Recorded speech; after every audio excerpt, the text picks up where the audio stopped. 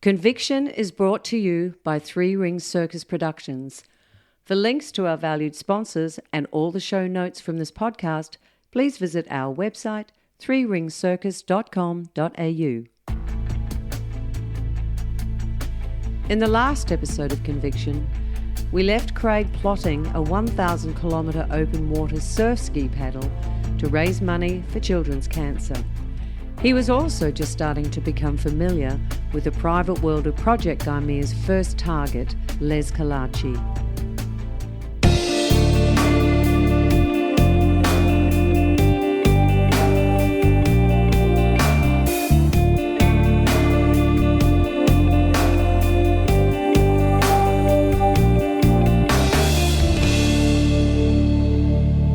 It's one thing to commit to an ultramarathon on a surf ski. It's another thing to do it. In true Craig Gouze fashion, the fact that he'd never ridden a surf ski 100 metres, let alone 1,000 kilometres, seemed a minor obstacle. So A to B for C, how was I going to explain this? I went to one of the surveillance jobs we were sitting at Kalache's. I went and jumped in one of the other cars during a quiet period, and I spoke to one of my partners there at work and told them, I said, listen, this is what I'm thinking about doing, what do you think? And they just turned around and said, you're a bloody idiot. I thought, oh, that's a great response. Anyway, that night it would have been a week where obviously Jessie wasn't in hospital because Lisa and I were both home in bed and were there after dinner and jumped into bed and thought, shit, how am I going to tell her this? Anyway, I thought, only ways to mention it. I said, Lee, I want to try and raise some money for the hospital. You've seen what they've got in there and what they don't have, more importantly, and it'd be a great thing to actually raise some money. And I think she was thinking, we do some sort of little charity and buy a TV or two, and that's it. But I told her that I was going to paddle 1,000 kilometres from Sydney to Queensland and try and raise a couple of $100,000. And she just looked at me and said, yeah, right. So I took that as, she didn't say no, so I took that as being positive, and it was on. A parent's role in a child's cancer journey is one of support. Support of love, support of logistics, someone to be there. Craig understood this, but it wasn't enough. He was a doer. He needed to be doing. Over the time when, Jessica had been diagnosed with the illness, I had so many family friends and other people from the surf club and the football club saying, if there's anything we can do, please let us do it for you. So I dragged all these people in that I thought could be involved with the charity and use their expertise. There was people in media marketing, there was people who were four-wheel drive experts, there was people in the surf club who could drive a support boat. We just went on and on and on. So I grabbed this collage of people that I knew that could have their expertise, and we formed a sort of a committee. I suppose I was the chairman of the committee, and I'd dish out jobs, and that's how we went about it. And the first thing I really had to do was learn how to paddle a ski. As I said, I never paddled one, and if people are unfamiliar with riding an ocean ski or a surf ski, it was a surf ski at this time, even have an average person sit on one, you'll fall off. They're narrow. They're as wide as your bum, as long as 17 foot, so that's, 5 metres or so. And they're bloody hard to sit on, let alone paddle in the surf. And it takes time, and I didn't have time. I'd already made the decision that I was going to the next Australian Tolls, which was in March, and it was probably about 8 to 9 months away, and would only just started this Les Kalache job. And that was my plan. It took my mind off a lot of things, and I suppose this is one of the things that I was able to control my emotions. It gave me a focus. It gave me something positive to do for the kids. And it wasn't just Jess, as I said. There was a lot of families in there struggling, a lot of families from out of Sydney that had to come and commit themselves to leaving their job and leaving their family. So there's a lot of expense, and that's what I decided to do, was raise money not only for Jess, but it was also for these other people. Craig looked around for organisations to connect with. He quickly identified some key partners. I saw what was needed and what was going on. There was the Children's Cancer Institute of Australia, which looks at the future, looks at trying to find a cure. I looked at the current situation, which was the Sydney Children's Hospital. They were the ones who were looking after the kids, so I was going to donate money there so we could buy things and equipment. And the third one was Camp Quality and the Starlight. These were two organisations that helped families where kids were terminally ill, and especially Starlight, they granted wishes to kids that weren't going to survive and would send them to Disneyland or other places like that. And Camp Quality ran a brilliant camp for kids, and also for people like Jessica who were just recently diagnosed, now turning up to school with no hair. They would run the Camp Quality puppet show, which explained to the whole school in the assembly through a puppet show of what cancer was and how it affected kids. And it stopped that bullying mentality of someone turning up with no hair, and it gave these kids an understanding on why and what, especially Jessica was going through. And they were the charities that I picked, and there we go. Today there is a term, weekend warrior. Lycra-clad middle-aged men that train on weekends for a half marathon or other meritorious adventures. This wasn't Craig. If he didn't train in an elite way, he would not only fail, it wouldn't be too dramatic to say, he wouldn't survive. I picked up a ski from a mate. It was an old ski, and I went down to the nearby Narrabeen Lakes and watched a group of paddlers that I knew used to train down there and watched what they did. I also contacted another female who was an ocean paddler, a marathon paddler, and got some tidbits off her on what to do. And that was it. I started. Luckily, the in-laws had a waterfront place property down at Avalon on Clairville Beach. I kept my ski there, and it was just a matter of getting out and trying to paddle as much as I could. And the first 3 or 4 times I was in the water more than on top of it. But like anything, if you persist, you get better and better, and that's what I had to do. I had to spend hours on there, and the hours I spent I had to try and take from time where I'd usually sleep. I didn't want to deprive my family, especially the other 2 siblings that didn't have the attention like Jessica, that were at home. We still had to pay the attention to them, so I'd usually get up at 4 a.m. in the morning if I was home, and I'd paddle in the darkness. Now that's a chore as well. For the ones who aren't from Sydney, we do have sharks here. We do have big sharks here. And in the night time, they're more prevalent than the daytime. Paddling at 4 a.m, it's completely dark.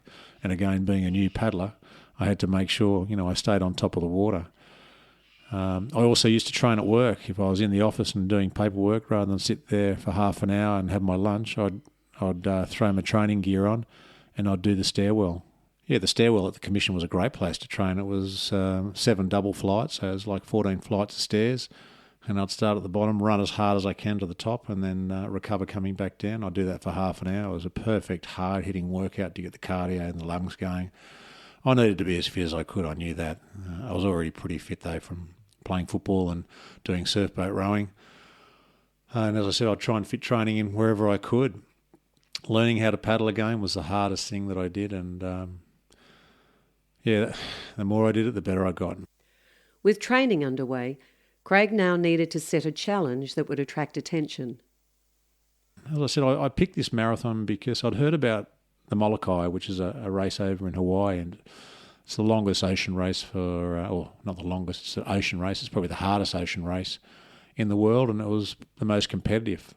They do, I think, 70 kilometres from one island to another, and I thought, well, if I could do that every day for 16 days, it's going to get a bit of attention. And I know that through the media, that was the best way of raising money. And that's why I picked the distance, A to B for C, and how I worked out roughly I'd take 16 days in the open ocean to cover my distance. And for me, training, that's what I had to train for. I had to train that I could roughly do 70 kilometres each day. So it was like doing the Molokai every day for 16 days. And I knew I'd earn respect if I did it. I knew there would be a lot of doubters out there. And at first, a couple of training sessions on the ski, I sort of doubted myself as well. There is the old adage of work-life balance. Craig had just added a whole other element to this with his ultra-marathon fundraiser. But his work didn't stop for anything, no matter how noble the distraction. With everything else going on, Kalache didn't stop. He was just still full on. There was people in and out, and we were logging what they were doing, and we would build evidence on all these people. We just let them come in. I know we let a lot of drugs go, and we were going to be criticised at court for that, but we were actually starting to get a huge network of drug suppliers through Sydney and build a great dossier of evidence against every one of them. There was also a bloke by the name of Dave Parker who was mates with Kalache. he had a wife, I think her name was Cherie, and they lived on the Central Coast, so it was about an hour and 15 for them to come down from their Central Coast home. But they were purely criminals. That's all they did. Drugs, stolen goods, whatever they could do, they were into it. But they were good mates with Kalache, even though they'd bagged the crap out of him behind his back. But they would come down, and they were there a fair bit at this place, and they were buying a lot of drugs and supplying it up the Central Coast or wherever they could supply them to. Dave was a massive man. He was a big sort of buff-headed bloke. But Dave became part of it, and we actually did another takeaway with Dave. He took a heap of drugs back up the coast and was talking about giving it to a guy who he played squash with, who was a well-known supplier up on the Central Coast. And again, it just cemented another part of talk in the unit. We ended up getting the Central Coast Police to do the raid once we knew that Parker had offloaded the drugs to this guy at the entrance in his house, and they did a morning raid the next day. And again, Kalache and Parker never thought anything of it. We'd probably knocked off a fair few by this time in takeaways, but it was always well away, and sometimes it was 2 or 3 persons down the line. So Kalache may have supplied to a certain guy who then gave it to another guy and would arrest the second or third receiver. And again, it was continuity. We knew exactly it was the drugs that came from Kalache's place. And it kept the drug ring going as well, and it kept us in the know of what sort of drugs they were talking about. If you closely observe someone without their knowledge for any length of time, some interesting behaviours will reveal themselves. In Kalache's case, no one expected the 70s soul singer Barry White to feature. Yeah, a lot of the time, Dave Parker and Keith Bonney, they'd be out there doing drugs, but the rest of the time they're just talking crap and just being like normal people in a unit block. And it wasn't until sometimes, Les would turn around and say, right, you two, please fuck off. I've got something happening.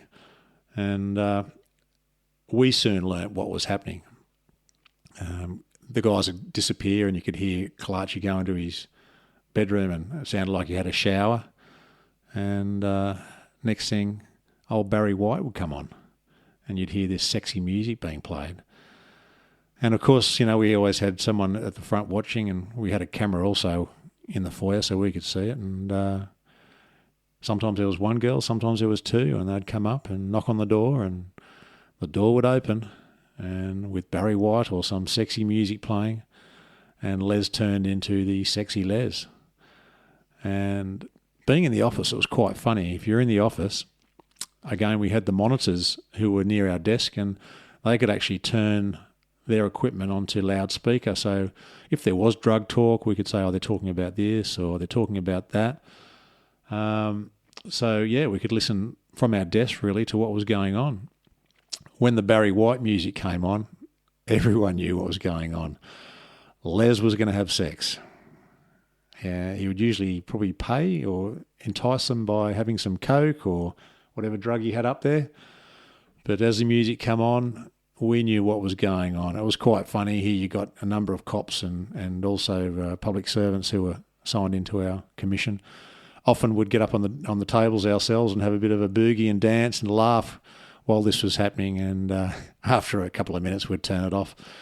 There wasn't a chance we wanted to listen to Les having sex with these girls because there was no drug business being done. But it was always very humorous that when this music happened, and it wasn't just a one-off thing, it would happen quite regularly, that the officer would turn into a bit of a funny place for a few minutes, and every time it happened, everyone got up. It was quite funny. It became a bit of a ritual for the office. Back to the preparation of the surf ski marathon. Craig decided to test out his newfound skills. With the surf ski paddling, I'd sort of built up enough, I thought, anyway, to get by, and I really wanted to test myself over a distance. Probably only done 5 to 10 Ks as a major. Where I live, there's an event called 20 Beaches, and it's a race from Palm Beach to Manly, covering 20 beaches. I think it's 20-something kilometres. And I thought, okay, let's test yourself and go in this. I did have the old ski, and I can remember the day I rolled up for it. I'd registered for it and rolled up to the beach, and I'm sure some of the other paddlers there thought I'd bought it out of some museum. There was a bit of chuckling going on. They said, "You going to paddle that?" And I said, "Yeah, it's the only ski I got." And they just shook their head. Anyway, I wasn't in there to race. I was in there to prove a thing that I could do 20 kilometres on the ski at this early stage. And that was it. I took off from the beach, and of course I was the last one off. I just put my head down and bum up and decided to have a crack. It was very different. I'd never really paddled out in the ocean before, and just the backwash off the headlands and certain points where you had to go around reefs at Newport and Long Reef, and you're a fair way out. But after the first hour and a half, I actually started to pass a few guys. I thought, hey, this is all right. I'm doing all right. I thought I was going to be the last one off and stay that way, but I did actually pass a couple of guys, and I thought maybe I'm not as bad as I thought. The ski actually felt like it wasn't as hard to paddle as I thought, balance-wise. It was starting to even itself out, but then I soon realised the ski was starting to sink. I'd started to have water come in, and I hadn't paddled this ski this long, and I didn't realise there was cracks in the ski, and I was taking on water. So I actually had to paddle into a beach at one stage, the closest beach I could find near Long Reef, and empty the ski, and then get back out there and keep going. I did finish the ski paddle, and I got to the beach. I wasn't last. I was about second or third last, but did manage to get there. And when I did pull the ski, and I really needed a backhoe to bring the ski up from the water, it was totally full again. Had obviously a massive crack and had taken in a heap of water, but I couldn't care. I was over the moon that I'd made it. The organiser of the event actually I'd spoken to, and I'd told them what I was doing, because I was trying to get the word out there amongst the paddlers, and I was looking for any help I could get in training or equipment. And believe it or not, the prize for any entrant was a brand new ski. They were doing a raffle for all the people. All you had to do was enter the competition, and your name went into the draw. They said you had to be at the trophy ceremony at the end. They were going to do the raffle draw then, and if your name was pulled out, you won the ski. Never thought it would be my name. I've never won anything in my life in relation to those sorts of things, so I didn't pay too much attention. And the other thing, I'd only just finished when they were doing the trophy ceremony. That's how long it took me to finish the race. And I can remember I was in the car park there at Manly. It's hard to get a car park, but I pulled the car up near the surf club, and everyone was upstairs getting their trophies and whatnot, and I was trying to load this waterlogged ski back onto the roof of the car. And I thought I'll go up to the ceremony and grab a beer and a steak sandwich before I go. And I went up there, and they said, "Oh, where were you?" I said, "What do you mean?" They said, "We did the raffle draw and your name was pulled out." And I said, "You're joking." And they said, "No, you won the ski, but because you weren't here, they drew the next number out." And I said, "No way." And sure enough, that's what had happened, and a guy from North Narrabeen Surf Club ended up winning the ski. And the guy who was organising, I don't know if they rigged it or what, or it was just a one-off chance, but it was true. I'd actually won the ski, and because I wasn't there actually in the club at the time, they couldn't give it to me. Anyway, that was the luck of the draw, and I was still stuck with my old ski, and that's how it went. So the training was going well. Craig had learnt to be meticulous as an undercover cop. Everything that was in his control was planned perfectly. He used these skills in his marathon planning and training. Of course, he soon encountered the part of his endeavour that would never be in his control. Yeah, after doing this 20-kilometre paddle, I started to build a bit more confidence, and my brother-in-law had actually started to, this is Lisa's brother, started to get involved as well. He was heavily involved with the charity and, loved his niece to death, so he wanted to do everything he could, so he decided to take up paddling as well. I thought I was an expert compared to him because he was still learning. And I said to Jed, how about we paddle from Clareville at home all the way around to Avalon Surf Club, then we'll run back and get the car and pick up the ski. So we live on a peninsula, so it's probably about a 8-kilometre paddle in still water down to the headlands, where then it goes into open ocean, and you paddle another 8 kilometres back up to Avalon Beach. Jed was all for it. It was a magical Sunday afternoon.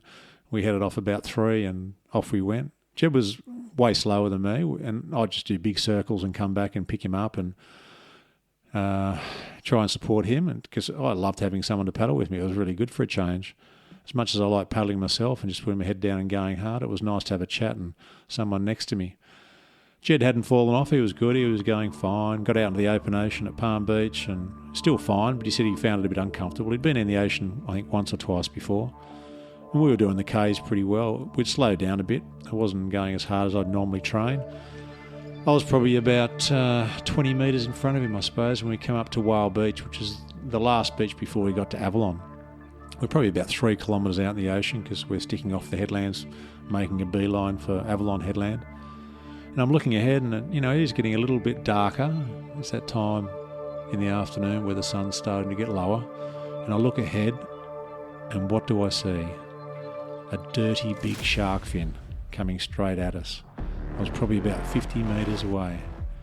And I thought, oh no, do I tell Jed or not? I'm still paddling, it's still coming straight at us. I sort of slowed down and I yelled out to Jed, I said, Jed, just put your left foot on the rudder and let's head out to sea a bit. And he says, why? And I said, all right, I'll have to tell you, but there's a shark just in front of me about 10 metres now. Don't panic, whatever you do. What's he do? Panic. Puts his left foot down, just shit himself. Next thing I'm paddling, I couldn't see what he was doing, but he's only probably about 10 metres behind me. The shark's gone under me, and it must have been close to Jed, or if he's steered away, not far from him. Next thing I hear, splash. I thought, oh, fuck, what's going on here? This shark's got my brother-in-law. And I turn around, and here's Jed. He's fallen off his ski in the panic. And it was like what they say, I suppose, Jesus walking across water. Here's Jed. He was that quick back on the ski and back in the seat and paddling. And the look on his face, he turned white. Anyway, I'd sort of done a little bit of a U-turn around behind him and I sat right next to him. I said, Jed, don't panic, just do the normal thing. He said, it's all right, fucking you to say that. Of course I'm panicking. And, we end up paddling. We had no idea where this shark was. And I tell you what, your heart is racing. And my heart's racing as well. Everyone has a fear factor. And I'd be lying if I was saying, it didn't scare me. It definitely scared me. These things are huge. And they're predators. They don't know what you are. They are likely to attack. And there have been a lot of ski paddlers attacked over the years. Anyway, we managed to get to Avalon in time and back onto the beach, and he said, that's it, I'm never coming out with you again. Meanwhile, the Kalache job was in a holding pattern, watching and waiting, various crims coming and going, some noteworthy, others not, until one day the whole investigation turned on its head. It was funny with the people coming in and out, we'd usually use their car regos because most of them drove to Kalache's place and were able to identify them. And this one particular day, a car rolled up with a funny rego. We actually couldn't identify who it was. And he walked in the door and there was a conversation, very close friendship. It was a new conversation, so it sort of made our ears prick up and have a good listen. And lo and behold, it was Detective Sergeant Bob Irwin from Task Force Backs, who was meant to be investigating Kalache and the cohorts after the Woods Royal Commission. So this was interesting. This was our first touch of perhaps there is some corruption in this job. And the way the conversation went, there definitely was. Sergeant Bob Squeaker Irwin, a principal member of Task Force Backs, who was meant to be investigating Les Kalache and organised crime, had just popped into Kalache's for a coffee. The alarm bells were ringing. Project Gaimea had been set up completely off the grid for this very reason. Commissioner Peter Ryan had suspected that there may have been senior police corruption. For the first time, Craig and his team were staring it straight in the face. In the next episode of Conviction, Kalache decides to go into the manufacturing business. The Guzes take a welcome break as Jessica finishes her first round of radiation treatment, and Craig continues to train for his marathon fundraiser.